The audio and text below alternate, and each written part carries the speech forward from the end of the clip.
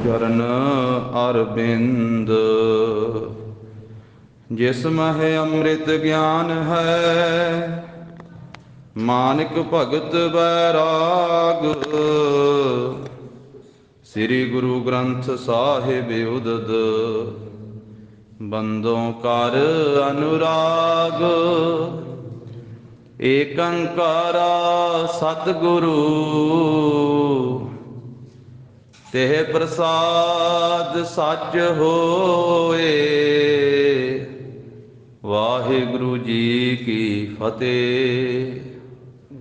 विघन विनाशन सोए। वाहिगुरु जी की फतेह। विघन विनाशन सोए। सतनाम श्री वाहिगुरु साहिब जी। आप तो रंग दवाई चलो, थिर सिंह रह रिपरोकन को। पंथ के मूल अहो निकसो पुन, सिंह बनाए अनेकन को। तुर आप तुरंग तवाए चलो, थिर सिंह रह रिपरोकन को। वाहिगुरु जी का खालसा, वाहिगुरु जी की फतेह। दसां पातशाहियां दी जोत, तखत चौर छतर दे मालक धन श्री गुरु ग्रंथ साहिब जी महाराज। सतगुरां दी पावन पवित्र हजूरी अंदर जगत गुरु धन धन श्री गुरु नानक देव साहिब जी महाराज, सतगुरां दे पावन अस्थान गुरुद्वारा श्री बेर साहिब जी विखे गुरु चरनां दी हाजरी भर रही गुरु की साजी नवाजी हुई साध संगत जी। श्रीमान भाई गुरदास साहब जी ने अपनी रसना तो ये वचन फरमाया है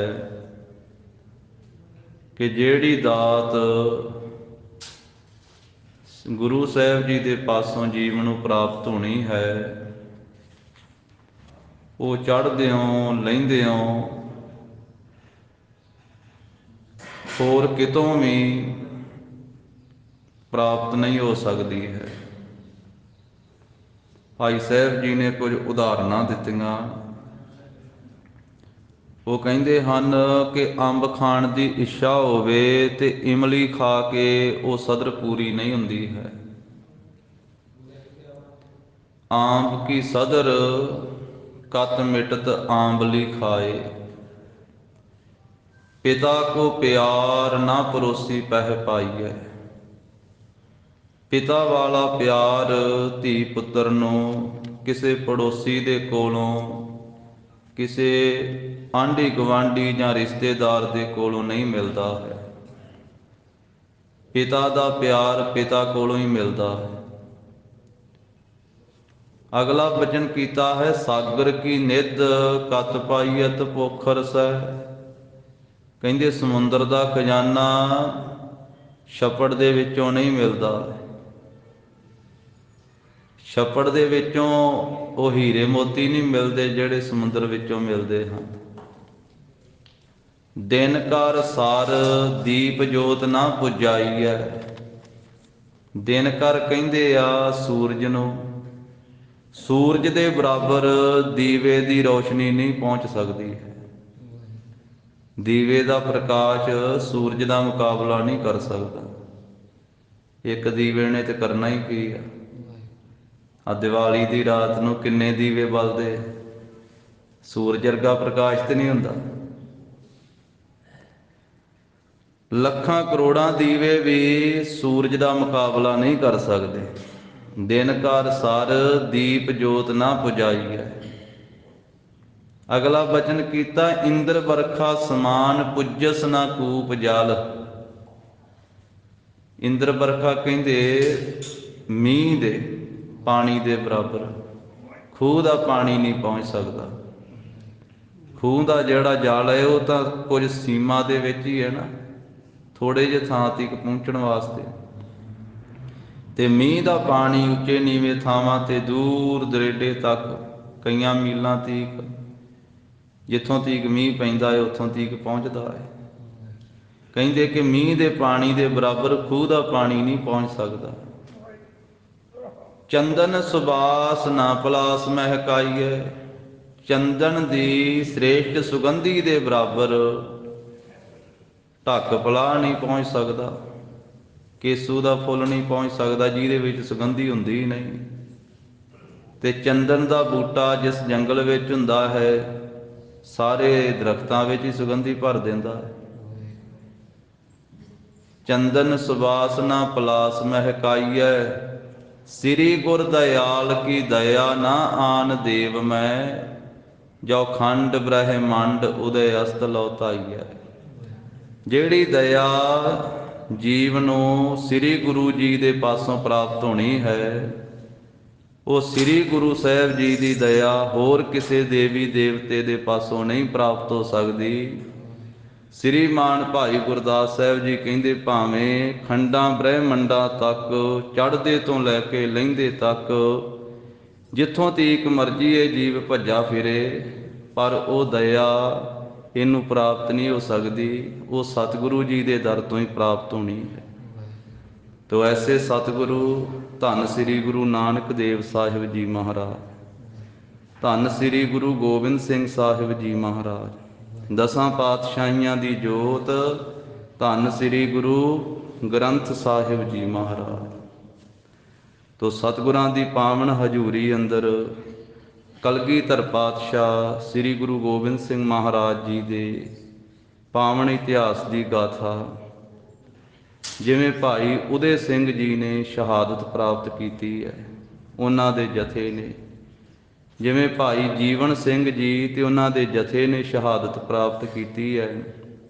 ਇਹ ਪ੍ਰਸੰਗ ਆਪਾਂ ਪਿੱਛੇ ਸਾਧ ਸੰਗਤ ਜੀ ਪੜ੍ਹਿਆ ਸੁਣਿਆ ਹੈ। ਗੁਰੂ ਕਾ ਸਾਹਿਬਜ਼ਾਦਾ ਬਾਬਾ ਅਜੀਤ ਸਿੰਘ ਜੀ ਸਤਿਗੁਰੂ ਜੀ ਦੇ ਪਾਸ ਪਹੁੰਚੇ ਹਨ। ਕੁਝ ਸਿੰਘ ਸਰਸਾ ਦੇ ਵਿੱਚ ਵੀ ਭੇਟ ਹੋ ਗਏ, ਸਰਸਾ ਦੇ ਪ੍ਰਵਾਹ ਦੇ ਵਿੱਚ ਵੀ ਰੁੜ ਗਏ। ਤੋ ਸਤਿਗੁਰੂ ਕਲਗੀਧਰ ਪਾਤਸ਼ਾਹ ਜੀ ਦੇ ਪਾਸ ਜਦੋਂ ਸਾਹਿਬਜ਼ਾਦਾ ਜੀ ਪਹੁੰਚੇ ਹਨ, ਤਾਂ ਭਾਈ ਆਲਮ ਸਿੰਘ ਨੇ, ਪਿਆਰੇ ਦਇਆ ਸਿੰਘ ਜੀ ਨੇ, ਪਿਆਰੇ ਸਾਹਿਬ ਸਿੰਘ ਜੀ ਨੇ, ਆਦਿਕ ਸਿੰਘਾਂ ਨੇ ਮਿਲ ਕਰਕੇ ਮਹਾਰਾਜ ਸਾਹਿਬ ਜੀ ਨੂੰ ਜਿਵੇਂ ਬੇਨਤੀ ਕੀਤੀ ਹੈ ਕਿ ਹੇ ਗਰੀਬ ਨਵਾਜ, ਹੁਣ ਸਾਹਿਬਜ਼ਾਦਾ ਜੀ ਆਪ ਜੀ ਦੇ ਪਾਸ ਪਹੁੰਚ ਚੁੱਕੇ ਆ, ਤੇ ਹੁਣ ਆਪ ਇੱਥੋਂ ਅੱਗੇ ਪਿਆਨਾ ਕਰੋ, ਕਿਉਂਕਿ ਪਿੱਛੇ ਬਹੁਤ ਵੱਡੀ ਗਿਣਤੀ ਵਿੱਚ ਫੌਜ ਚੜ੍ਹ ਕੇ ਆ ਰਹੀ ਹੈ। ਧੰਨ ਸ੍ਰੀ ਗੁਰੂ ਗੋਬਿੰਦ ਸਿੰਘ ਮਹਾਰਾਜ ਜੀ ਦਾ ਧਿਆਨ ਧਰਦਿਆਂ ਹੋਇਆਂ ਸ਼ਰਧਾ ਭਾਵਨਾ ਸਹਿਤ ਉਚਾਰਨ ਕਰੋ ਜੀ, ਸਤਿਨਾਮ ਸ੍ਰੀ ਵਾਹਿਗੁਰੂ ਸਾਹਿਬ, ਸਤਿਨਾਮ ਸ੍ਰੀ ਵਾਹਿਗੁਰੂ।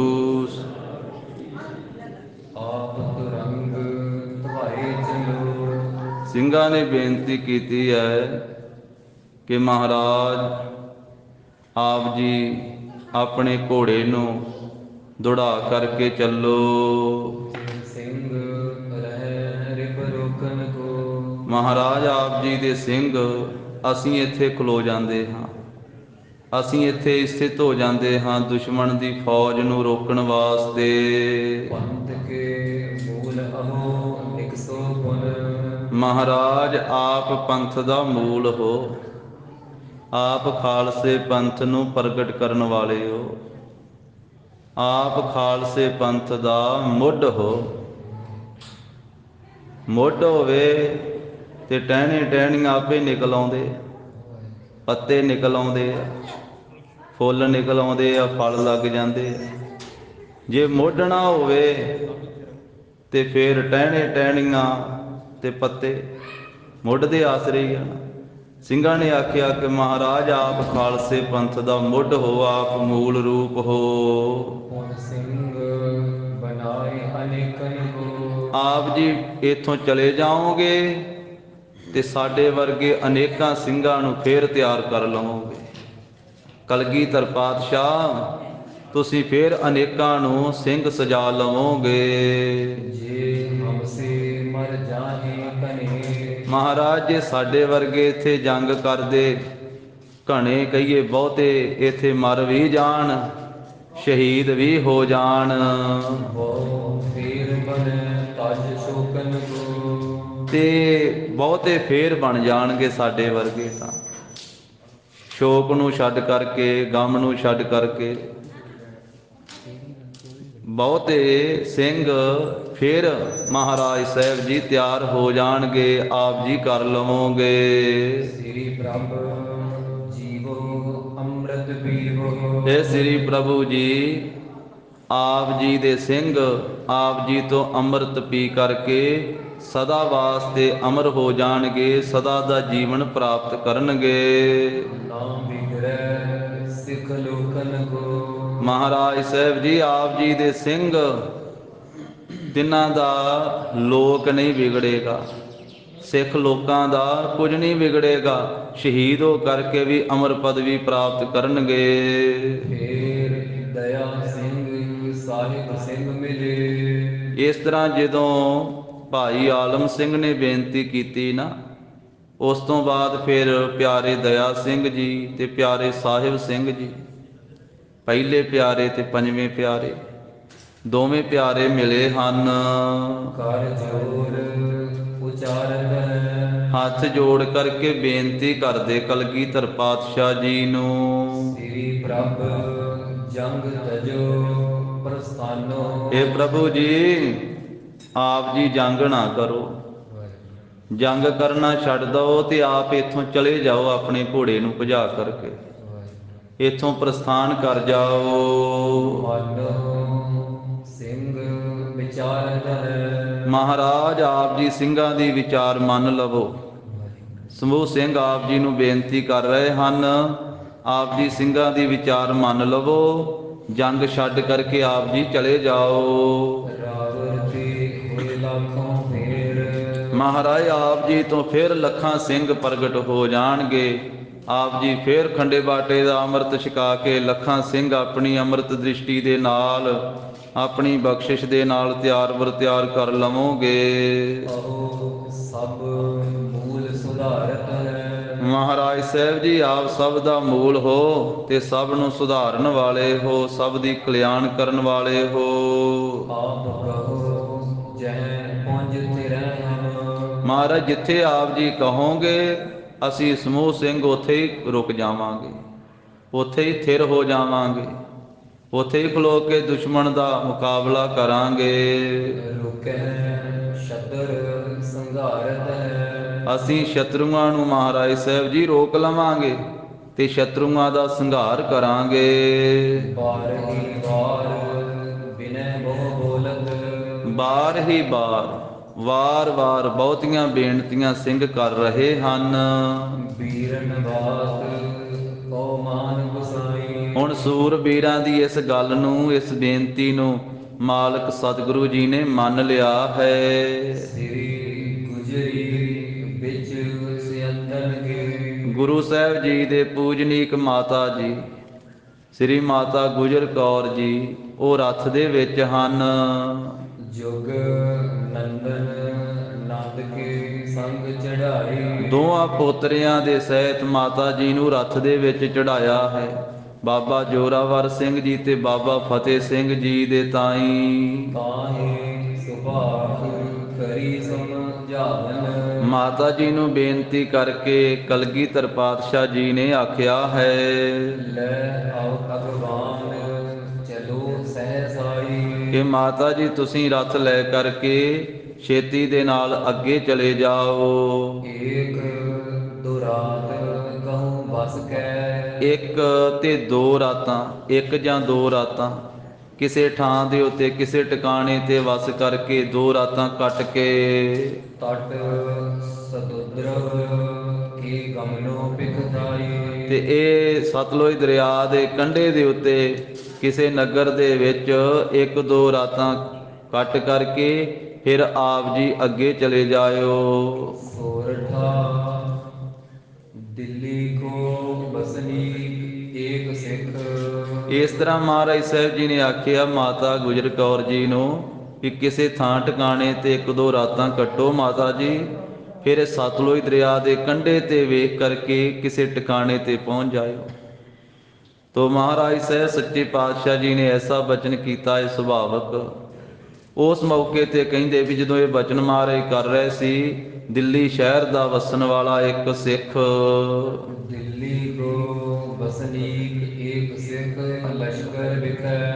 ਹਾਂਜੀ, ਫੌਜ ਦੇ ਵਿੱਚ ਉਹ ਸਿੱਖ ਆਇਆ ਹੈ। ਔਚਕ ਆਏ ਨਜੀਕ ਗਰੀ। ਉਸ ਵੇਲੇ ਔਚਕ ਆਏ ਨਜ਼ੀਕ, ਅਚਾਨਕ ਹੀ ਉਸਨੇ ਗੁਰੂ ਸਾਹਿਬ ਦੇ ਨਜ਼ਦੀਕ ਆ ਕਰਕੇ ਕਰੀ ਚਰਨ ਗੁਰ ਬੰਦਨਾ। ਗੁਰੂ ਸਾਹਿਬ ਜੀ ਦੇ ਚਰਨਾਂ ਤੇ ਆ ਮੱਥਾ ਟੇਕਿਆ ਸਿੱਖ ਨੇ। ਕਹੋ ਆਪ ਕੁਛ ਕਾਜ। ਉਹ ਦਿੱਲੀ ਵਾਲੇ ਸਿੱਖ ਨੇ ਕਲਗੀਧਰ ਪਾਤਸ਼ਾਹ ਜੀ ਨੂੰ ਆਖਿਆ ਵੀ ਹੇ ਸਤਿਗੁਰੂ, ਕੋਈ ਸੇਵਾ ਕੋਈ ਕਾਰਜ ਮੈਨੂੰ ਵੀ ਦੱਸੋ ਕਿ ਮੈਂ ਕੋਈ ਕਾਰਜ ਕਰ ਸਕਾਂ। ਜੋ ਮੋਤੇ ਕੁਛ ਬਣ ਸਕੈ। ਮਹਾਰਾਜ ਇਸ ਮੌਕੇ ਤੇ ਮੈਂ ਕੋਈ ਆਪ ਜੀ ਦੀ ਸੇਵਾ ਚ ਆ ਸਕਾਂ, ਕੋਈ ਕਾਰਜ ਕਰ ਸਕਾਂ, ਮੈਨੂੰ ਆਗਿਆ ਦਿਓ ਕੋਈ ਕਾਰਜ ਹੋਵੇ। ਰਾਜਨ ਕੇ ਮਹਾਰਾਜ। ਮਹਾਰਾਜ ਤੁਸੀਂ ਰਾਜਿਆਂ ਦੇ ਵੀ ਮਹਾਰਾਜੇ ਹੋ। ਸਤਿਗੁਰੂ ਗੋਬਿੰਦ ਸਿੰਘ ਮਹਾਰਾਜ ਜੀ ਦਾ ਮੁਕਾਬਲਾ ਕਿਹੜੇ ਰਾਜੇ ਨੇ ਕਰ ਲੈਣਾ, ਕਿਹੜੇ ਮਹਾਰਾਜੇ ਨੇ ਕਰ ਲੈਣਾ। ਗੁਰੂ ਸਾਹਿਬ ਰਾਜਿਆਂ ਦੇ ਰਾਜੇ ਆ। ਰਾਜਾਨ ਰਾਜ, ਪਾਨਾਨ ਭਾਨ, ਦੇਵਾਨ ਦੇਵ, ਉਪਮਾ ਮਹਾਨ। ਮਾਰੇ ਆਪ ਰਾਜਿਆਂ ਦੇ ਵੀ ਮਹਾਰਾਜੇ ਹੋ। ਜਿਵੇਂ ਕਲਗੀਧਰ ਪਾਤਸ਼ਾਹ ਜੀ ਨੇ ਪ੍ਰਭੂ ਦੇ ਉਸਤਤੀ ਵਿੱਚ ਬਚਨ ਉਚਾਰਨ ਕੀਤੇ ਨਾ, ਤੇ ਸਿੱਖ ਭਾਵਨਾ ਦੇ ਨਾਲ ਗੁਰੂ ਸਾਹਿਬ ਦੀ ਉਸਤਤੀ ਵਿੱਚ ਵੀ ਉਚਾਰਦੇ ਹਨ। ਤੁਮ ਹੋ ਸਭ ਰਾਜਨ ਕੇ ਰਾਜਾ, ਆਪੇ ਆਪ ਗਰੀਬ ਨਿਵਾਜਾ। ਉਹ ਸਿੱਖ ਨੇ ਆਖਿਆ ਮਹਾਰਾਜ ਤੁਸੀਂ ਰਾਜਿਆਂ ਦੇ ਮਹਾਰਾਜੇ ਹੋ। ਸੱਜਣ ਸੱਚਾ ਪਾਤਸ਼ਾਹ, ਸਿਰ ਸਾਹਾਂ ਦਾ ਸਾਹ, ਜਿਸ ਪਾਸ ਬੈਠਿਆ ਸੋਹੀਐ, ਸਭਨਾ ਦਾ ਵੇਸਾ। ਇਹ ਸੱਚੇ ਪਾਤਸ਼ਾਹ ਦੇ ਪਾਸ ਬੈਠਿਆਂ ਹੀ ਸੋਭਾ ਪਾਈ ਦੀ ਹੈ, ਤੇ ਸਾਰਿਆਂ ਦੇ ਵਿਸ਼ਵਾਸ ਕਰਨ ਦੇ ਵੀ ਯੋਗ ਸਤਿਗੁਰੂ ਮਹਾਰਾਜ ਜੀ ਹਨ। ਹੋਰ ਕੋਈ ਦੁਨੀਆ ਦਾ ਰਾਜਾ ਨਹੀਂ ਹੈ। ਸਤਿਗੁਰੂ ਲੋਕ ਦੇ ਵੀ ਰਾਜੇ ਆ, ਪਰਲੋਕ ਦੇ ਵੀ ਰਾਜੇ, ਮਹਾਨ ਹੀ ਮਹਾਰਾਜੇ। ਜਿਵੇਂ ਭਾਈ ਸਾਹਿਬ ਭਾਈ ਨੰਦ ਲਾਲ ਜੀ ਨੇ ਆਖਿਆ, ਉਹ ਕਹਿੰਦੇ ਸਤਿਗੁਰੂ ਬਾਦਸ਼ਾਹ ਵੀ ਆ, ਕਲਗੀਧਰ ਪਾਤਸ਼ਾਹ, ਤੇ ਸਤਿਗੁਰੂ ਦਰਵੇਸ਼ ਵੀ ਆ। ਦਰਵੇਸ਼ਾਂ ਚੋਂ ਵੀ ਵੱਡੇ ਦਰਵੇਸ਼ ਆ, ਫਕੀਰਾਂ ਚੋਂ ਵੱਡੇ ਫਕੀਰ ਆ, ਤੇ ਰਾਜਿਆਂ ਬਾਦਸ਼ਾਹ ਦੇ ਵਿੱਚੋਂ ਸਭ ਤੋਂ ਵੱਡੇ ਬਾਦਸ਼ਾਹ ਵਾ ਗੁਰੂ ਗੋਬਿੰਦ ਸਿੰਘ। ਹਕ ਹਕ ਅੰਦੇਸ਼ ਗੁਰ ਗੋਬਿੰਦ ਸਿੰਘ, ਹਕ ਹਕ ਅੰਦੇਸ਼ ਗੁਰ ਗੋਬਿੰਦ ਸਿੰਘ। ਹਕ ਅੰਦੇਸ਼ ਗੁਰ ਗੋਬਿੰਦ ਸਿੰਘ, ਹਕ ਹਕ ਅੰਦੇਸ਼ ਗੁਰ ਗੋਬਿੰਦ ਸਿੰਘ। ਬਾਦਸ਼ਾਹ ਦਰਵੇਸ਼ ਗੁਰ ਗੋਬਿੰਦ ਸਿੰਘ, ਬਾਦਸ਼ਾਹ ਦਰਵੇਸ਼ ਗੁਰ ਗੋਬਿੰਦ ਸਿੰਘ। ਬਾਦਸ਼ਾਹ ਦਰਵੇਸ਼ ਗੁਰ ਗੋਬਿੰਦ ਸਿੰਘ, ਬਾਦਸ਼ਾਹ ਦਰਵੇਸ਼ ਗੁਰ ਗੋਬਿੰਦ ਸਿੰਘ। ਇਹ ਦਿੱਲੀ ਤੋਂ ਜਿਹੜਾ ਅਚਾਨਕ ਹੀ ਸਿੱਖ ਆ ਮਿਲਿਆ ਨਾ, ਉੱਥੇ ਉਹਨੇ ਬੇਨਤੀ ਕੀਤੀ ਵੀ ਮਹਾਰਾਜ ਕੋਈ ਕਾਰਜ ਦੱਸੋ, ਆਪ ਰਾਜਿਆਂ ਦੇ ਵੀ ਮਹਾਨ ਮਹਾਰਾਜੇ ਹੋ। ਸਕਲ ਕਲਾ ਸਮਰੱਥ ਤੁਮ, ਤੇ ਸਾਰੀਆਂ ਕਲਾ ਕਰਕੇ ਮਹਾਰਾਜ ਤੁਸੀਂ ਸਮਰੱਥ ਹੋ। ਵੇਖੋ ਸਾਧ ਸੰਗਤ ਜੀ, ਸਾਰੀਆਂ ਸ਼ਕਤੀਆਂ ਕਰਕੇ ਸਮਰੱਥ ਵਾ ਸਤਿਗੁਰੂ। ਇੰਨੀ ਸ਼ਕਤੀ ਆ ਬਿਆਨ ਹੀ ਨਹੀਂ ਕੀਤੀ ਜਾ ਸਕਦੀ ਧੰਨ ਗੁਰੂ ਗੋਬਿੰਦ ਸਿੰਘ ਮਹਾਰਾਜ ਜੀ ਦੀ। ਪਰ ਉਹ ਸਾਰੀਆਂ ਹੀ ਸ਼ਕਤੀਆਂ ਨੂੰ ਮਹਾਰਾਜ ਨੇ ਕਿਵੇਂ ਜਰਿਆ ਹੋਇਆ। ਪਿੱਛੇ ਬਚਨ ਕੀਤਾ ਸੀ, ਮਹਾਰਾਜ ਕਹਿਣ ਲੱਗੇ ਸਿੱਖ ਨੂੰ ਜਿਹਨੇ ਪਾਰਸ ਭੇਟ ਕੀਤਾ ਸੀ, ਕਹਿੰਦੇ ਵੀ ਇੱਕ ਤੀਰ ਦੀ ਮਾਰ ਨਹੀਂ ਹੈ ਸਾਰੀ, ਸਾਡੇ ਇੱਕ ਤੀਰ ਦੀ। ਪਰ ਇਹ ਕੌਤਕ ਹੀ ਹੈ, ਮਹਾਰਾਜ ਕਹਿੰਦੇ ਭਾਣਾ ਹੀ ਹੈ, ਇਸੇ ਤਰ੍ਹਾਂ ਵਰਤਣਾ ਹੈ।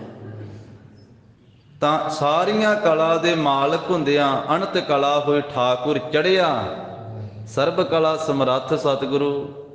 ਪਰ ਸਾਰੀਆਂ ਕਲਾ ਨੂੰ ਮਹਾਰਾਜ ਸਾਹਿਬ ਜੀ ਨੇ ਕਿਵੇਂ ਆਪਣੇ ਅੰਦਰ ਜਰਿਆ ਹੋਇਆ ਹੈ, ਕਿਵੇਂ ਮਹਾਰਾਜ ਸਾਹਿਬ ਜੀ ਨੇ ਸਮਾਇਆ ਹੋਇਆ ਹੈ। ਸਿੱਖ ਬੇਨਤੀ ਕਰਦਾ, ਮਹਾਰਾਜ ਤੁਸੀਂ ਮਹਾਨ ਮਹਾਰਾਜੇ ਹੋ ਤੇ ਸਾਰੀਆਂ ਕਲਾ ਕਰਕੇ ਸਮਰੱਥ ਹੋ। ਸਮਰੱਥ ਦਾ ਅਰਥ ਹੁੰਦਾ ਹੈ ਜੋ ਕੁਝ ਕਰਨਾ ਚਾਹਣ ਉਹ ਕਰਨ ਦੀ ਸਮਰੱਥਾ ਹੈ, ਜੋ ਕੁਝ ਕਰਨਾ ਚਾਹਣ।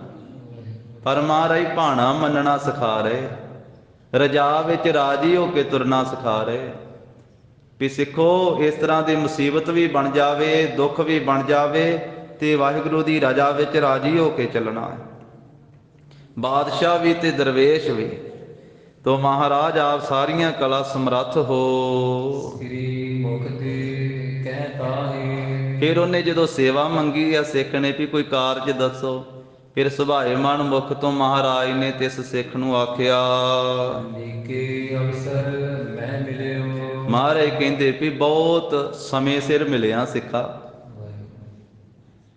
ਕਿਉਂਕਿ ਸੇਵਾ ਉਹ ਆ ਜਿਹੜੀ ਗੁਰੂ ਸਾਹਿਬ ਜੀ ਦੀ ਆਗਿਆ 'ਚ ਕੀਤੀ ਜਾਵੇ।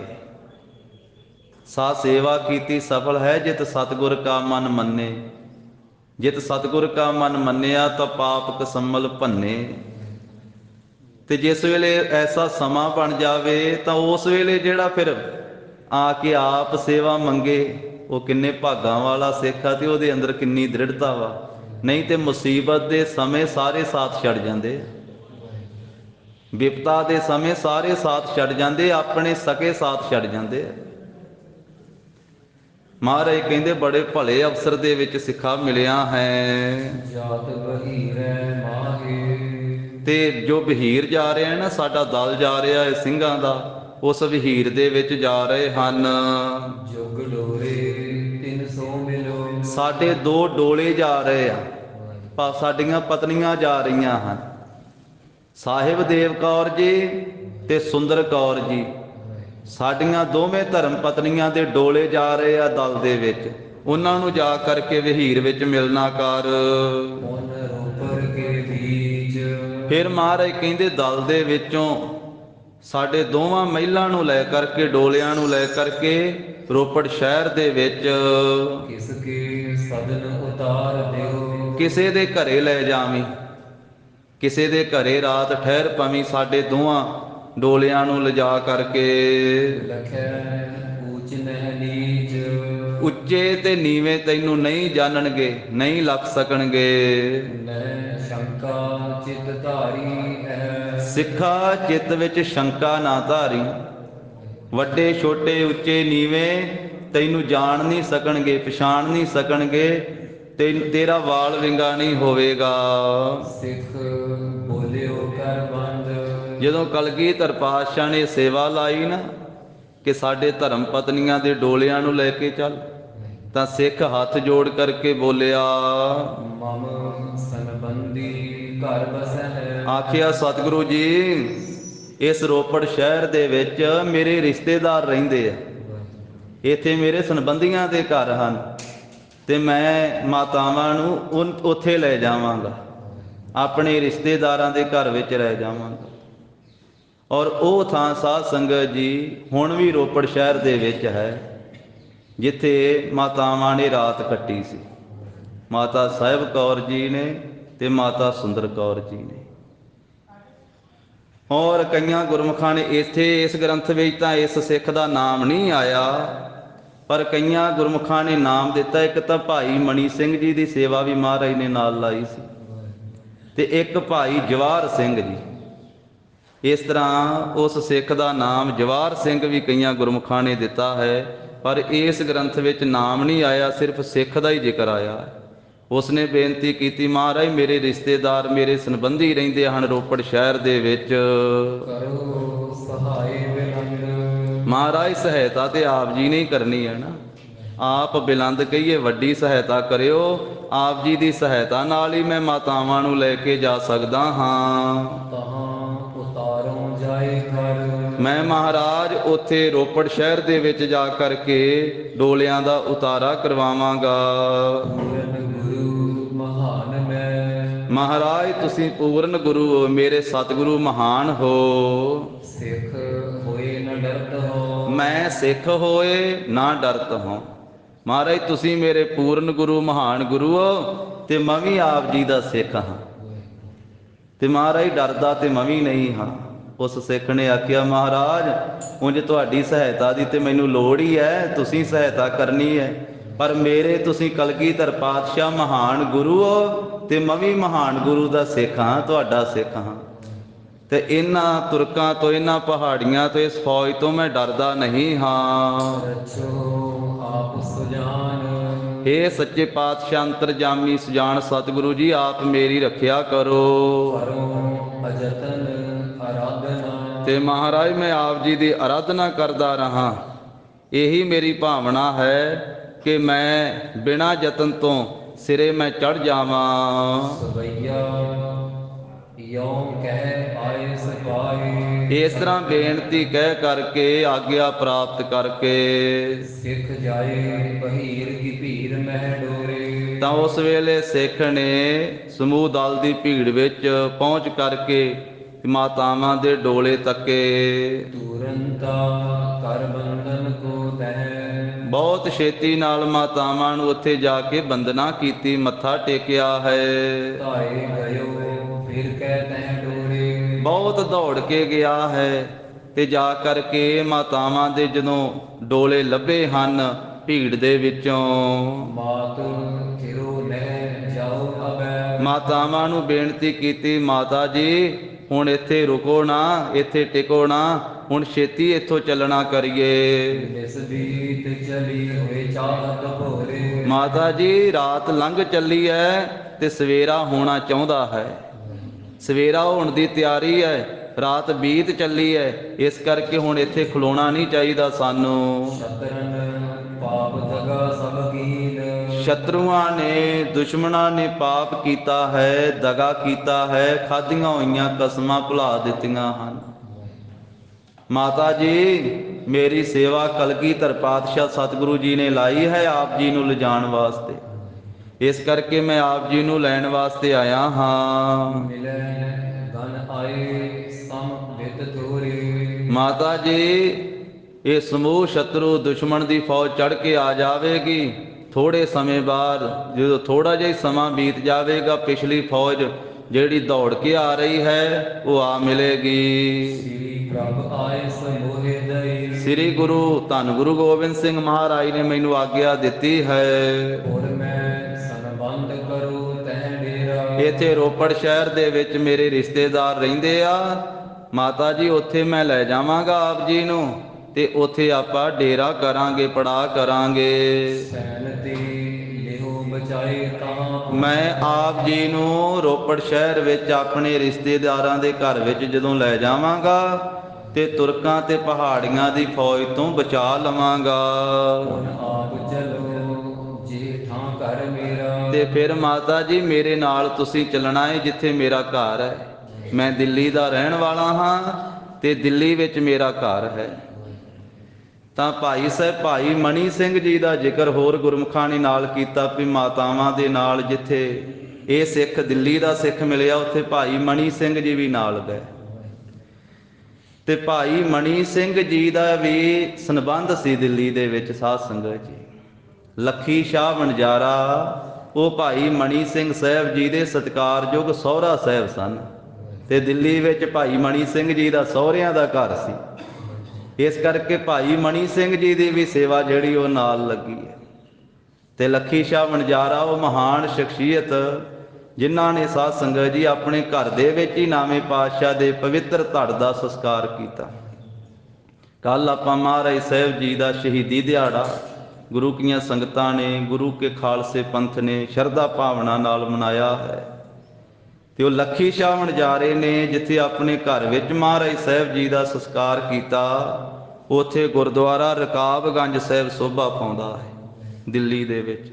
ਉਹ ਲੱਖੀ ਸ਼ਾਹ ਵਣਜਾਰੇ ਦਾ ਘਰ ਵਾਲਾ ਥਾਂ ਹੀ ਹੈ।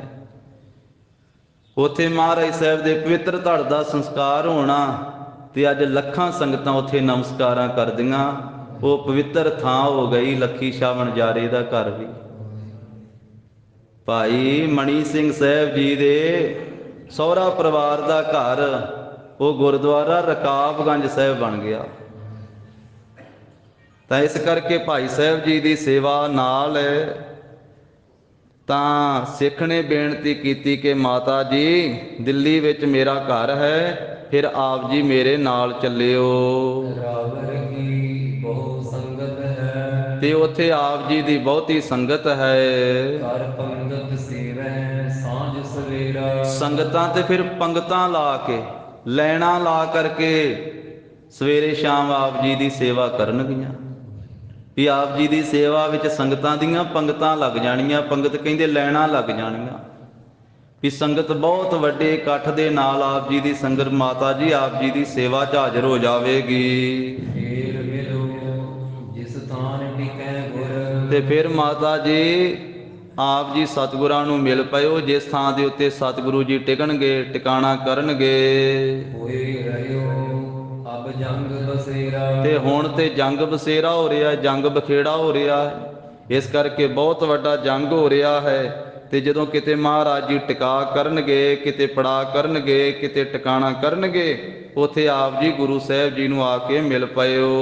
ਯੋਂ ਕਹਿ ਕੇ ਨਿਜ ਸੰਗ ਲਏ। ਇਸ ਤਰ੍ਹਾਂ ਕਹਿ ਕਰਕੇ ਮਾਤਾਵਾਂ ਦੇ ਦੋਵੇਂ ਡੋਲੇ ਇਸ ਸਿੱਖ ਨੇ ਆਪਣੇ ਨਾਲ ਲੈ ਲਏ। ਤਮ ਬ੍ਰਿੰਦ ਉਤੋ ਘਰ ਮਹਿ ਉਤਰ ਆਏ। ਕਹਿੰਦੇ ਹਨੇਰਾ ਸੀ ਬਹੁਤਾ ਉਸ ਵੇਲੇ, ਤਾਂ ਰੋਪੜ ਸ਼ਹਿਰ ਦੇ ਵਿੱਚ ਆਪਣੇ ਰਿਸ਼ਤੇਦਾਰਾਂ ਦੇ ਘਰ ਵਿੱਚ ਉਤਰਾ ਲਏ।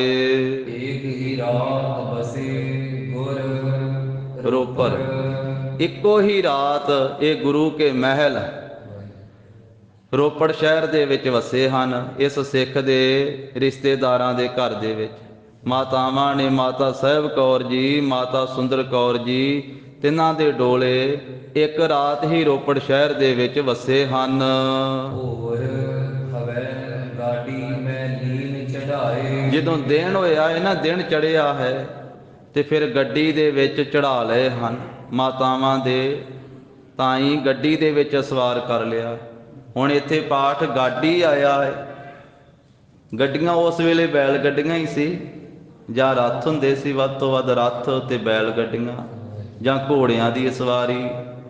ਤਾਂ ਇਸ ਕਰਕੇ ਬੈਲ ਗੱਡੀਆਂ ਦੇ ਵਿੱਚ ਕਹੀਏ ਬੈਲ ਗੱਡੀ ਦੇ ਵਿੱਚ ਮਾਤਾਵਾਂ ਨੂੰ ਸਵਾਰ ਕਰ ਲਿਆ ਹੈ। ਦਿੱਲੀ ਕੇ ਪੰਥ ਪਏ ਤਬ ਹੂੰ ਤਾਂ ਉਸ ਵੇਲੇ ਦਿੱਲੀ ਦੇ ਰਸਤੇ ਦੇ ਉੱਤੇ ਚੱਲ ਪਏ ਹਨ।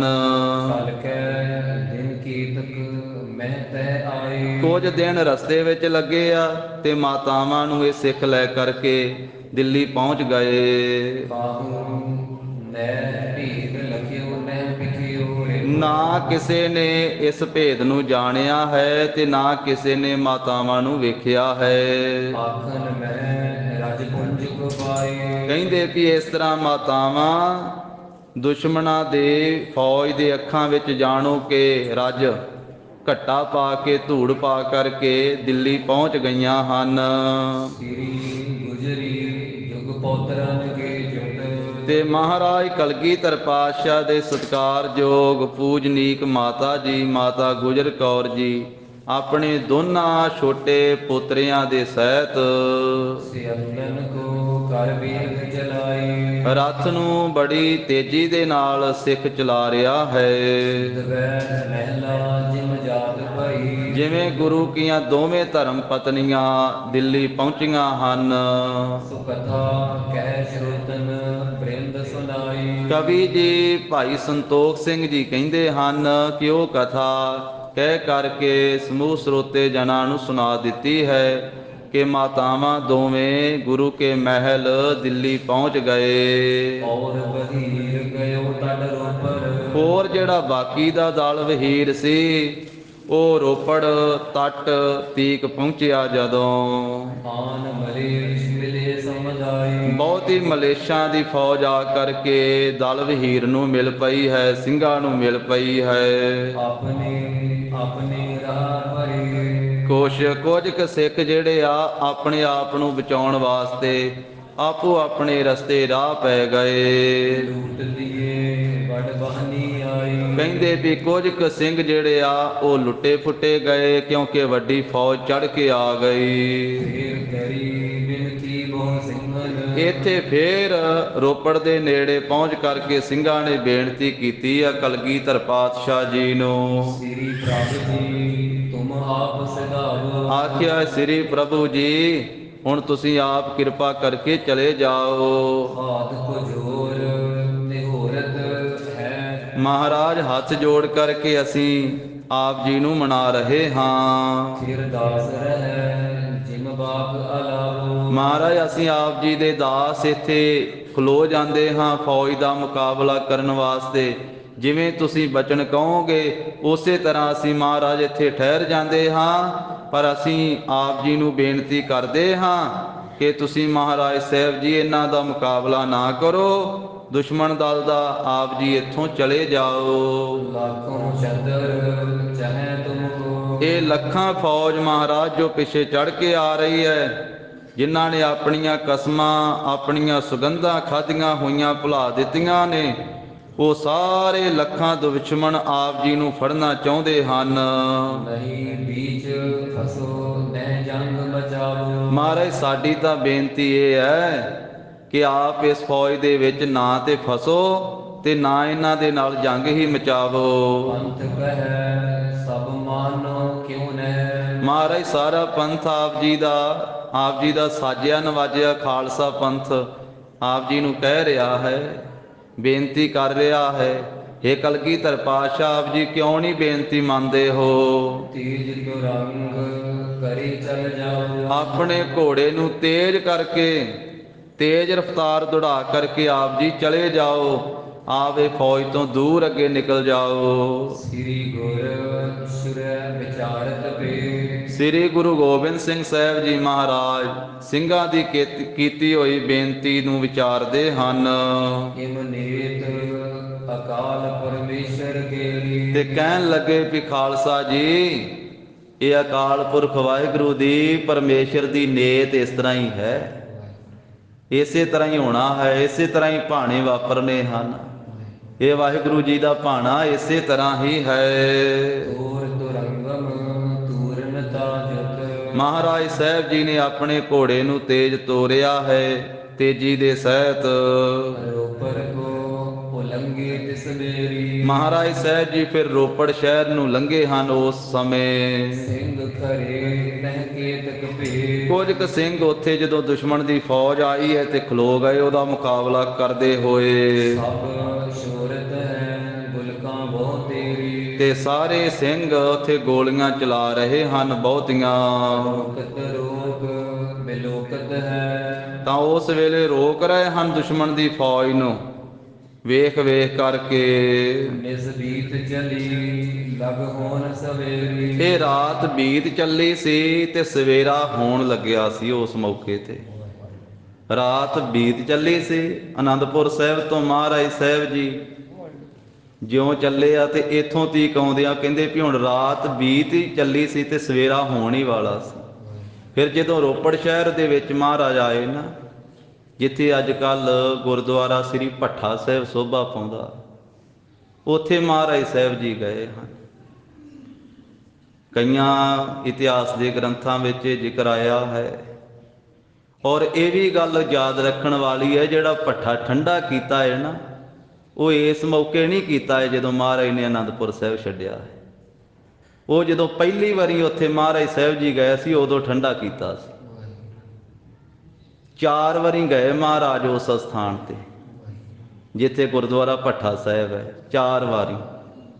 ਜਦੋਂ ਪਹਿਲੀ ਵਾਰੀ ਭੰਗਾਣੀ ਦਾ ਜੰਗ ਜਿੱਤਿਆ ਸੀ ਮਹਾਰਾਜ ਸਾਹਿਬ ਜੀ ਨੇ, ਉਦੋਂ ਜਦੋਂ ਇੱਧਰ ਆਏ ਸੀ ਤੇ ਸ਼ਾਮ ਦਾ ਵੇਲਾ ਸੀ, ਭੱਠੇ ਤੇ ਲੇਬਰ ਕੰਮ ਕਰਦੀ ਸੀ ਤੇ ਮਹਾਰਾਜ ਸਾਹਿਬ ਜੀ ਸੁਭਾਵਕ ਹੀ ਸਿੱਖਾਂ ਸੇਵਕਾਂ ਦੇ ਨਾਲ ਤੇ ਉਹਨਾਂ ਕਾਮਿਆਂ ਨੂੰ ਪੁੱਛਿਆ, ਮਜ਼ਦੂਰਾਂ ਨੂੰ, ਵੀ ਅਸੀਂ ਰਹਿਰਾ ਸਾਹਿਬ ਜੀ ਦਾ ਪਾਠ ਕਰਨਾ ਹੈ ਤੇ ਕੋਈ ਥਾਂ ਦੱਸੋ ਭਾਈ, ਇੱਥੇ ਇਕਾਂਤ ਬੈਠ ਕੇ ਜਾਪ ਕਰ ਲਈਏ, ਕੁਝ ਸਮਾਂ ਨਾਲੇ ਆਰਾਮ ਵਿਸ਼ਰਾਮ ਕਰ ਲਵਾਂਗੇ। ਤੇ ਉਹਨਾਂ ਨੇ ਮਖੌਲੀ ਇਰਾਦੇ ਜੇ ਦੇ ਨਾਲ ਕਹਿ ਦਿੱਤਾ, ਕਹਿੰਦੇ ਵੀ ਆ ਭੱਠਾ ਹੀ ਆ, ਭੱਠੇ ਤੇ ਬਹਿ ਜਾਓ। ਔਰ ਇਹ ਇਤਿਹਾਸ ਜਿੱਥੇ ਗੁਰਮੁਖਾਂ ਨੇ ਲਿਖਿਆ ਹੈ, ਉੱਥੇ ਉਸ ਸਥਾਨ ਦੇ ਉੱਤੇ ਵੀ ਸਾਧ ਸੰਗਤ ਜੀ ਇਹ ਇਤਿਹਾਸ ਲਿਖਿਆ ਹੋਇਆ ਹੈ, ਗੁਰਦੁਆਰਾ ਭੱਠਾ ਸਾਹਿਬ ਵਾਲੇ ਸਥਾਨ ਤੇ। ਵੀ ਮਹਾਰਾਜ ਸਾਹਿਬ ਨੇ ਫਿਰ ਆਪਣੇ ਘੋੜੇ ਨੂੰ ਅੱਡੀ ਲਾਈ ਨੀਲੇ ਨੂੰ, ਜਦੋਂ ਉਹਨੇ ਆਪਣੇ ਸੁੰਮ ਰੱਖੇ ਉਹ ਭੱਠੇ ਵਾਲੇ ਥਾਂ ਤੇ ਭੱਠਾ ਠੰਡਾ ਕਰਤਾ ਮਹਾਰਾਜ। ਬੋਲੇ ਸੋ ਨਿਹਾਲ। ਸਤਿ ਸ੍ਰੀ ਅਕਾਲ। ਤੇ ਭੱਠਾ ਠੰਡਾ ਹੋਇਆ ਤੇ ਉੱਤੇ ਚੌਂਕੜਾ ਲਾ ਕੇ ਬਹਿ ਗਏ। ਫਿਰ ਉੱਥੇ ਰਹਿਰਾ ਸਾਹਿਬ ਦਾ ਪਾਠ ਕੀਤਾ। ਇਹ ਉਦੋਂ ਜਦੋਂ ਪਹਿਲਾ ਜੰਗ ਜਿੱਤਿਆ ਸੀ ਮਹਾਰਾਜ, ਚੜ੍ਹਦੀ ਜਵਾਨੀ, ਭੰਗਾਣੀ ਦਾ ਯੁੱਧ ਜਿੱਤ ਕੇ ਜਦੋਂ ਇੱਧਰ ਆਏ ਸੀ ਮਹਾਰਾਜ। ਤੇ ਜਦੋਂ ਮਹਾਰਾਜ ਚੌਂਕੜਾ ਲਾ ਕੇ ਬਹਿ ਗਏ ਤੇ ਫਿਰ ਉਹ ਬੜੇ ਹੈਰਾਨ ਹੋਏ ਕਾਮੇ। ਉਹਨਾਂ ਨੇ ਜਾ ਕਰਕੇ ਫਿਰ ਨਿਹੰਗ ਖਾਂ ਨੂੰ ਦੱਸਿਆ, ਕੋਟਲੇ ਵਾਲੇ ਨੂੰ, ਪਠਾਨ ਨੂੰ। ਥੋੜ੍ਹੀ ਦੂਰ ਦੇ ਉੱਤੇ ਉਹਦੀ ਹਵੇਲੀ ਸੀ, ਇਹ ਨਿਹੰਗ ਖਾਂ ਦਾ ਹੀ ਭੱਠਾ ਸੀ। ਤਾਂ ਉਹ ਪਰਿਵਾਰ ਸਮੇਤ ਫਿਰ ਨੰਗੇ ਚਰਨੀ ਆਇਆ ਛੇਤੀ ਛੇਤੀ। ਜਦੋਂ ਕਾਮਿਆਂ ਨੇ ਦੱਸਿਆ ਵੀ ਇਸ ਤਰ੍ਹਾਂ ਕੋਈ ਆਏ ਆ, ਉਹਨਾਂ ਨੇ ਆਪਣਾ ਘੋੜਾ ਉੱਤੇ ਚੜਾਇਆ ਤੇ ਭੱਠਾ ਠੰਡਾ ਹੋ ਗਿਆ, ਚੌਂਕੜਾ ਮਾਰ ਕੇ ਉੱਤੇ ਬੈਠ ਗਏ। ਤੇ ਅਸੀਂ ਸੁਭਾਵਿਕ ਹੀ ਉਹਨਾਂ ਨੂੰ ਕਹਿ ਬੈਠੇ ਆ ਵੀ ਆ ਭੱਠੇ ਵਾਲਾ ਥਾਂ ਹੀ ਹੈ, ਇੱਥੇ ਬਹਿ ਜਾਓ। ਤੇ ਫਿਰ ਉਹ ਪਰਿਵਾਰ ਸਮੇਤ ਆਇਆ ਤੇ ਆ ਕਰਕੇ ਮਹਾਰਾਜ ਦੇ ਚਰਨਾਂ ਤੇ ਮੱਥਾ ਟੇਕਿਆ ਤੇ ਸਾਰੀ ਲੇਬਰ ਨੂੰ ਵੀ ਮੱਥਾ ਟਿਕਾਇਆ ਤੇ ਆਖਿਆ, ਮਹਾਰਾਜ ਇਹਨਾਂ ਨੇ ਮਖੌਲ ਕੀਤਾ ਸੀ ਆਪ ਜੀ ਦੇ ਨਾਲ, ਇਹਨਾਂ ਨੂੰ ਮਾਫੀ ਦੇ ਦਿਓ। ਇਹ ਸੁਭਾਵਿਕ ਇਸ ਤਰ੍ਹਾਂ ਇਹਨਾਂ ਨੇ ਕਰ ਲਿਆ। ਤੇ ਇਨਸਾਨ ਭੁੱਲਣ ਹਾਰ ਹੈ ਤੇ ਤੁਸੀਂ ਬਖਸ਼ਣ ਹਾਰ ਹੋ, ਕਿਰਪਾ ਕਰਕੇ ਮਹਾਰਾਜ ਇਹਨਾਂ ਦੀ ਭੁੱਲ ਦੀ ਮਾਫੀ ਦਿਓ ਇਹਨਾਂ। ਫਿਰ ਬੇਨਤੀ ਕਰਕੇ ਆਪਣੀ ਹਵੇਲੀ ਵਿੱਚ ਲੈ ਕੇ ਗਿਆ, ਮਹਾਰਾਜ ਦੀ ਸੇਵਾ ਕੀਤੀ। ਔਰ ਇਹ ਜਿਹੜਾ ਪਰਿਵਾਰ ਵਾ, ਇਹ 6ਵੇਂ ਪਾਤਸ਼ਾਹ ਤੋਂ ਲੈ ਕੇ ਪਿੱਛੋਂ ਨਿਹੰਗ ਖਾਂ ਦਾ ਪਰਿਵਾਰ ਗੁਰੂ ਘਰ ਦਾ ਸ਼ਰਧਾਲੂ ਸੀ, ਇਹ ਪਠਾਨ ਪਰਿਵਾਰ। ਤੇ ਮਹਾਰਾਜ ਸਾਹਿਬ ਜੀ ਉਹਦੇ ਘਰੇ ਗਏ।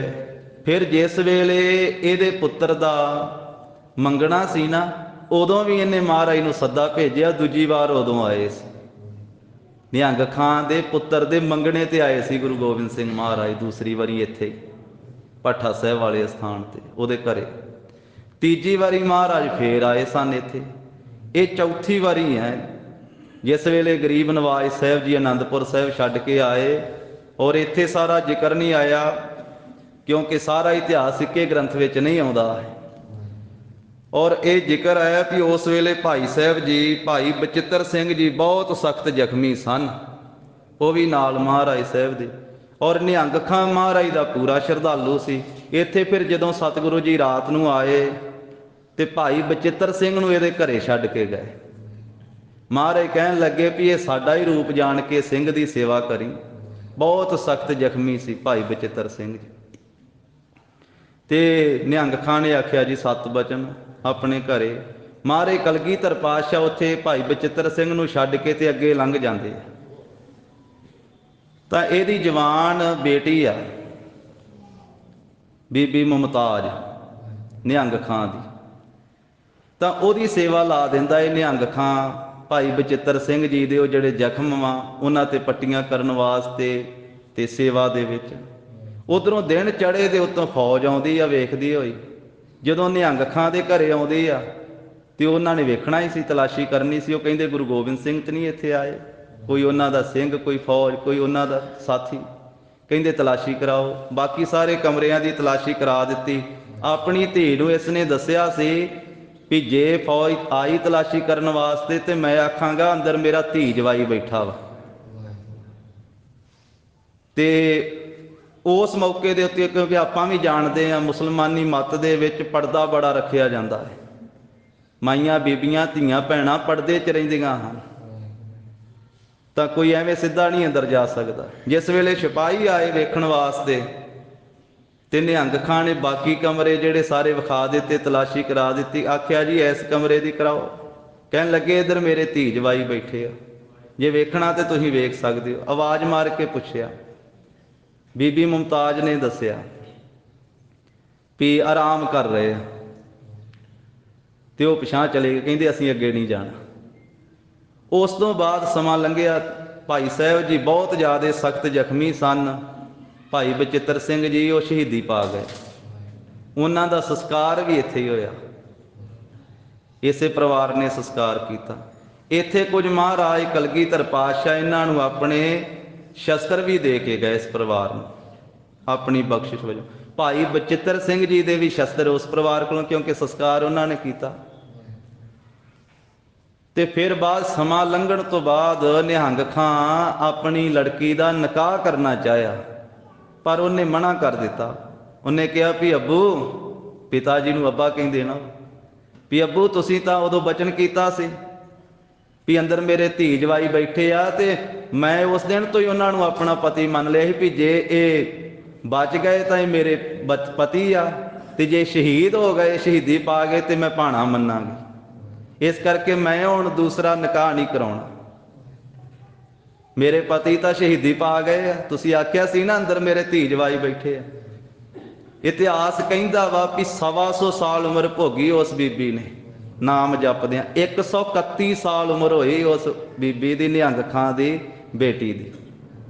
ਤੇ ਉਹਨੇ ਗੁਰੂ ਗੋਬਿੰਦ ਸਿੰਘ ਮਹਾਰਾਜ ਸਾਹਿਬ ਜੀ ਦੇ ਉਹਨਾਂ ਸ਼ਸਤਰਾਂ ਦੇ ਦਰਸ਼ਨ ਕਰਦਿਆਂ, ਨਾਮ ਜਪਦਿਆਂ, ਬਾਣੀ ਪੜ੍ਹਦਿਆਂ ਆਪਣਾ ਜੀਵਨ ਉੱਚਾ ਸੁੱਚਾ ਰੱਖ ਕਰਕੇ, ਜਤ ਸਤ ਵਿੱਚ ਪਰਪੱਕ ਰੱਖ ਕਰਕੇ ਆਪਣਾ ਜੀਵਨ ਬਤੀਤ ਕੀਤਾ। ਉਹਦੇ ਤੋਂ ਸਾਨੂੰ ਸਿੱਖਿਆ ਮਿਲਦੀ ਆ। ਇੱਕ ਪਠਾਨ ਦੀ ਪੁੱਤਰੀ ਜਿਸ ਵੇਲੇ ਗੁਰੂ ਗੋਬਿੰਦ ਸਿੰਘ ਮਹਾਰਾਜ ਸਾਹਿਬ ਜੀ ਦੇ ਦਰਸ਼ਨ ਕੀਤੇ, 4 ਵਾਰੀ ਗੁਰੂ ਸਾਹਿਬ ਉਹਨਾਂ ਦੇ ਕੋਲੇ ਗਏ ਤੇ ਦਰਸ਼ਨ ਮੇਲੇ ਹੋਏ, ਬਚਨ ਮਹਾਰਾਜ ਦੇ ਸੁਣੇ, ਤੇ ਕਿੱਡਾ ਉੱਚਾ ਸੁੱਚਾ ਜੀਵਨ ਬਣ ਗਿਆ। ਤਾਂ ਸਤਿਗੁਰੂ ਸੱਚੇ ਪਾਤਸ਼ਾਹ ਮਹਾਰਾਜ ਸਾਹਿਬ ਜੀ ਇਸ ਤਰ੍ਹਾਂ ਇੱਥੋਂ ਰੋਪੜ ਥਾਣੀ ਹੁੰਦਿਆਂ ਹੋਇਆਂ ਭੱਠਾ ਸਾਹਿਬ ਅਸਥਾਨ ਤੇ ਨਿਹੰਗ ਖਾਂ ਪਰਿਵਾਰ ਨੂੰ ਮਿਲ ਕਰਕੇ ਅੱਗੇ ਮਹਾਰਾਜ ਸਾਹਿਬ ਜੀ ਚਾਲੇ ਪਾਏ। ਕੁਝ ਸੂਰਮੇ ਸਿੰਘ ਗੁਰੂ ਸਾਹਿਬ ਜੀ ਦੇ ਨਾਲ ਸ਼ਸਤਰਧਾਰੀ ਹਨ। ਕਹਿੰਦੇ ਵੀ 35 ਸਿੰਘ ਉਸ ਵੇਲੇ ਮਹਾਰਾਜ ਦੇ ਨਾਲ। ਕਵੀ ਜੀ ਇੱਥੇ ਜ਼ਿਕਰ ਕਰ ਰਹੇ, 5 ਤੇ 30 35 ਸਿੰਘ ਮਹਾਰਾਜ ਸਾਹਿਬ ਦੇ ਨਾਲ ਉਸ ਵੇਲੇ ਹਨ ਸ਼ਸਤਰਧਾਰੀ ਸਨੱਧਬੱਧ ਸਿੰਘ। ਤੇ ਹੋਰ ਜਿਹੜੇ ਆ ਬਾਕੀ ਸੂਰਮੇ ਉਹ ਪਿੱਛੇ ਮਲੇਸ਼ਾਂ ਦੀ ਫੌਜ ਦੇ ਨਾਲ ਭਿੜ ਰਹੇ ਆ, ਜੰਗ ਕਰ ਰਹੇ ਹਨ। ਉਹ ਤੁਫੰਗਾਂ ਚਲਾ ਰਹੇ, ਬੰਦੂਕਾਂ ਚਲਾ ਰਹੇ, ਉਹਨਾਂ ਨੇ ਜੰਗ ਦਾ ਮੈਦਾਨ ਘਾਲਿਆ ਹੋਇਆ, ਜੰਗ ਕਰ ਰਹੇ ਹਨ। ਇਹ 35 ਦਾ ਜ਼ਿਕਰ ਆਇਆ ਤੇ 5 ਜ਼ਖਮੀ ਹੋਏ ਸਿੰਘ ਬਾਅਦ ਵਿੱਚ ਜਾ ਕੇ ਮਿਲੇ ਸੀ ਮਹਾਰਾਜ ਸਾਹਿਬ ਜੀ। ਉਹਨਾਂ ਦਾ ਅੱਗੇ ਜਾ ਕੇ ਜ਼ਿਕਰ ਆ ਜਾਵੇਗਾ, ਕਿਉਂਕਿ 40 ਦਾ ਜ਼ਿਕਰ ਹੈ ਨਾ। ਮਹਾਰਾਜ ਨੇ ਜਫਰਨਾਮੇ 'ਚ ਵੀ 40 ਦਾ ਜ਼ਿਕਰ ਕੀਤਾ ਵਾ ਵੀ ਔਰੰਗਜ਼ੇਬ ਤੇਰੀ 10 ਲੱਖ ਤੋਂ ਵੱਧ ਜਿਹੜੀ ਭੇਜੀ ਹੋਈ ਫੌਜ, 10 ਲੱਖ ਤੇ ਇਹੋ ਹੀ ਸੀ ਜਿਹੜੀ ਇੱਧਰੋਂ ਜਿਹਨੇ ਘੇਰਾ ਪਾਇਆ ਸੀ, ਤੇ ਵਜੀਦੇ ਦੀ ਫੌਜ, ਸਰਹੰਦੀ ਸੂਬੇ ਦੀ ਫੌਜ, ਤੇ ਲਾਹੌਰੀ ਜੇਰ ਦਸਤਖਾਂ ਸੂਬੇ ਦੀ ਫੌਜ, ਖਵਾਜਾ ਮਰਦੂਦ ਦੀ 10 ਲੱਖ ਫੌਜ ਸੀ। ਤੇ 10 ਲੱਖ ਜਿਹੜੇ ਸੀ ਉਹ ਮਹਾਰਾਜ ਕਹਿੰਦੇ ਬੇਖਬਰ ਆਈ ਦਿੱਲੀਓਂ, ਜਿਹਦਾ ਪਤਾ ਹੀ ਨਹੀਂ ਵੀ ਇਹਨੇ ਵੀ ਆਉਣਾ। 10 ਲੱਖ ਇੱਧਰ ਦੀ, 10 ਲੱਖ ਉੱਧਰ ਦੀ ਸੀ। 20 ਲੱਖ ਤੋਂ ਵੱਧ ਫੌਜ ਸੀਗੀ ਜਿਸ ਵੇਲੇ ਚਮਕੌਰ ਗੜੀ 'ਚ ਘੇਰਾ ਪਿਆ। ਉੱਥੇ 40 ਦਾ ਜ਼ਿਕਰ ਕੀਤਾ ਜਫਰਨਾਮੇ 'ਚ। ਮਹਾਰਾਜ ਕਹਿੰਦੇ ਗੁਰਸਨਾਹਾ ਚੇਕਾਰੇ ਕੁਨਦ ਚੇਹਲ ਨਾਰ, ਉਹ ਵੀ ਭੁੱਖੇ, ਗੁਰਸਨਾ ਕਹਿੰਦੇ ਭੁੱਖਿਆਂ। ਗੁਰਸਨਾਹ ਚੇਕਾਰੇ ਕੁਨਦ ਚੇਹਲ ਨਾਰ, ਚੇਹਲ 40 ਨਾਰ ਆਦਮੀ। ਕਿ 10 ਲੱਖ ਵਰਾਇਤ ਬਰੋ ਬੇਖਬਰ, ਜਿਹਦੀ ਕੋਈ ਖਬਰ ਨਹੀਂ ਸੀ, ਬੇਖਬਰ ਜਿਹੜੀ ਉਹ 10 ਲੱਖ ਫੌਜ ਧੋਰ ਆ ਗਈ। ਇਸ ਕਰਕੇ ਇੱਥੇ ਆ ਗਿਆ ਜ਼ਿਕਰ 35 ਦਾ ਕਿ 35 ਸਿੰਘ ਮਹਾਰਾਜ ਦੇ ਨਾਲ ਤੇ 5 ਜਿਹੜੇ ਜ਼ਖਮੀ ਹੋਏ ਬਾਅਦ ਵਿੱਚ ਜਾ ਕੇ ਮਿਲਦੇ ਮਹਾਰਾਜ ਸਾਹਿਬ ਨੂੰ। ਇਸ ਤਰ੍ਹਾਂ 40 ਸਿੰਘ ਮਹਾਰਾਜ ਸਾਹਿਬ ਦੇ ਨਾਲ ਸਨ। ਤਾਂ ਉਹਨਾਂ ਸਿੰਘਾਂ ਨੇ ਜਿਹੜੇ ਹੁਣ ਕਲਗੀਧਰ ਪਾਤਸ਼ਾਹ ਨੂੰ ਅੱਗੇ ਤੋਰ ਕੇ ਆ ਫੌਜ ਦਾ ਮੁਕਾਬਲਾ ਕਰ ਰਹੇ, ਉਹਨਾਂ ਨੇ ਹਜ਼ਾਰਾਂ ਨੂੰ ਮਾਰ ਕੇ ਨਾਸ ਕਰ ਦਿੱਤਾ ਹੈ। ਤੇ ਬਹੁਤ ਹੀ ਕਹਿੰਦੇ ਵੀ ਲੇਟ ਰਹੇ ਹਨ, ਜਿਨ੍ਹਾਂ ਦੇ ਉੱਤੇ ਬੜੇ ਭਿਆਨਕ ਜ਼ਖਮ ਲੱਗੇ ਹਨ। ਬੜੇ ਘੋੜੇ ਮਾਰੇ ਗਏ ਉੱਥੇ, ਉਹਨਾਂ ਦੇ ਜੀਨ ਕਾਠੀਆਂ ਖਿਲਰੀਆਂ ਪਈਆਂ ਹਨ। ਕਈਆਂ ਦੇ ਅਸਵਾਰ ਮਾਰੇ ਗਏ, ਘੋੜੇ ਜਿਹੜੇ ਉਹ ਖਾਲੀ ਅਸਵਾਰਾਂ ਤੋਂ ਬਿਨਾਂ ਹਿਣਕਦੇ ਤੁਰੇ ਫਿਰਦੇ ਹਨ। ਇਸ ਤਰੀਕੇ ਦੇ ਨਾਲ ਬੜਾ ਭਿਆਨਕ ਜਿਹੜਾ ਤੇਜ ਤਰਾਰਾ ਯੁੱਧ ਹੋਇਆ ਹੈ। ਭਰੇ ਧਰਨੀ। ਟੁਕੜੇ ਟੁਕੜੇ ਹੋ ਕੇ ਸਰੀਰ ਜਿਹੜੇ ਆ ਉਹ ਸੂਰਮਿਆਂ ਦੇ ਘੋੜਿਆਂ ਦੇ ਧਰਤੀ ਉੱਤੇ ਪਏ ਹਨ। ਸਿੰਘ ਕੇ ਹਾਥ ਛੁਟੀ ਗੁਲਕਾਂ। ਕਹਿੰਦੇ ਸਿੰਘਾਂ ਦੇ ਹੱਥ ਤੋਂ ਜਿਹੜੀਆਂ ਚਲਾਈਆਂ ਗਈਆਂ ਗੋਲੀਆਂ ਨਿਫਲੀ ਮਹਿ ਜਾਤ ਗੁਰੂ ਬਰਨੀ। ਉਹ ਨਿਸਫਲ ਨਹੀਂ ਸੀ ਜਾਂਦੀ, ਕਿਉਂਕਿ ਗੁਰੂ ਸਾਹਿਬ ਦਾ ਬਚਨ ਹੋਇਆ ਸੀ। ਇਹਨਾਂ ਸਿੰਘਾਂ ਨੂੰ ਬਚਨ ਹੋਇਆ ਸੀ, ਮਹਾਰਾਜ ਕਹਿੰਦੇ ਤੁਹਾਡੀ ਚਲਾਈ ਹੋਈ ਗੋਲੀ ਨਿਸਫਲ ਨਹੀਂ ਜਾਵੇਗੀ, ਨਿਸ਼ਾਨੇ ਤੇ ਵੱਜੇਗੀ। ਭਾਵੇਂ ਬਿਨਾਂ ਨਿਸ਼ਾਨਾ ਲਾਉਣ ਤੋਂ ਹੀ ਚਲਾਇਓ, ਜਾਂ ਸਵਾਰ ਤੇ ਵੱਜੇਗੀ ਜਾਂ ਘੋੜੇ ਤੇ ਵੱਜੇਗੀ, ਦੋਵਾਂ ਚੋਂ ਇੱਕ ਹੈ ਨਹੀਂ। ਇਸ ਕਰਕੇ ਸਿੰਘਾਂ ਦੀ ਚਲਾਈ ਹੋਈ ਗੋਲੀ ਜਿਹੜੀ ਉਹ ਨਿਫਲੀ ਨਹਿ ਜਾਤ, ਨਿਸਫਲ ਨਹੀਂ ਸੀ ਜਾਂਦੀ, ਕਿਸੇ ਨਾ ਕਿਸੇ ਨੂੰ ਲੈ ਜਾਂਦੀ ਸੀ ਨਾਲ। ਇਹ ਗੁਰੂ ਸਾਹਿਬ ਦਾ ਬਚਨ ਹੋਇਆ ਸੀ। ਮਾਰ ਵਿਨਾਸ਼ਿਤ ਵੀਰ ਕੇ ਬਾਜ ਕੋ। ਕਹਿੰਦੇ ਵੀ ਗੁਰੂ ਕੇ ਸਿੰਘਾਂ ਦੀ ਚਲਾਈ ਹੋਈ ਗੋਲੀ ਜਾਂ ਤੇ ਸੂਰਨੇ ਨੂੰ ਮਾਰ ਦਿੰਦੀ ਹੈ, ਤੇ ਜਾਂ ਉਹਦੇ ਘੋੜੇ ਨੂੰ ਮਾਰ ਦਿੰਦੀ, ਉਹਨੂੰ ਲੱਗ ਜਾਂਦੀ ਹੈ। ਲਾਗਤ ਹੀ ਸੋ ਕਰੈ ਕਰਨੀ। ਤੇ ਲੱਗਦਿਆਂ ਹੀ ਉਹ ਆਪਣੀ ਕਰਨੀ ਕਰ ਜਾਂਦੀ ਹੈ। ਗੋਲੀ ਨੇ ਕਰਨੀ ਕੀ ਕਰਨੀ ਹੈ, ਉਹਦਾ ਕੰਮ ਮਾਰਨਾ ਹੀ ਆ, ਉਹ ਮਾਰਨ ਦੀ ਕਰਨੀ ਕਰ ਜਾਂਦੀ ਹੈ। ਮੁੰਡ ਫੁਟੇ ਕਿਸ ਤੁੰਡ ਫੁਟੇ। ਕਿਸੇ ਦਾ ਕਹਿੰਦੇ ਸਿਰ ਫੁੱਟ ਜਾਂਦਾ ਹੈ, ਕਿਸੇ ਦਾ ਮੂੰਹ ਫੁੱਟ ਜਾਂਦਾ ਹੈ, ਕਿਸ ਅੰਗ ਕਟੇ ਅਰਸੋਂ ਅਰਮੀ। ਤੇ ਕਿਸੇ ਵੈਰੀ ਦੇ ਅੰਗ ਕੱਟੇ ਜਾਂਦੇ ਹਨ। ਕਉ ਲਗ ਔਰ ਬਖਾਨ ਕਰੋ। ਕਵੀ ਜੀ ਕਹਿੰਦੇ ਵੀ ਇਸ ਯੁੱਧ ਦਾ ਜਿਹੜਾ ਆਨੰਦਪੁਰ ਸਾਹਿਬ ਤੋਂ ਲੈ ਕੇ ਰੋਪੜ ਤੀਕ ਆਉਂਦਿਆਂ ਹੋਇਆ, ਕਿੱਥੋਂ ਕੁ ਤੀਕ ਮੈਂ ਵਰਣਨ ਕਰਕੇ ਦੱਸਾਂ ਕਿ ਉੱਥੇ ਕੀ ਕੀ ਵੱਢਿਆ ਗਿਆ, ਕੀ ਕੀ ਕੱਟਿਆ ਗਿਆ, ਸਾਰਾ ਕੁਝ ਵਰਣਨ ਨਹੀਂ ਕੀਤਾ ਜਾ ਸਕਦਾ। ਹਨ ਕੈ ਬਹੁ ਵੀਰ ਮਲੇਸ਼ ਬਹਾਰੀ। ਤੇ ਬਹੁਤੇ ਹੀ ਸੂਰਮਿਆਂ ਸਿੰਘਾਂ ਨੇ ਮਲੇਸ਼ ਤੇ ਪਹਾੜੀਏ ਉੱਥੇ ਮਾਰ ਦਿੱਤੇ। ਸਿੰਘ ਸ਼ਹੀਦ ਭਏ ਸਗਰੇ।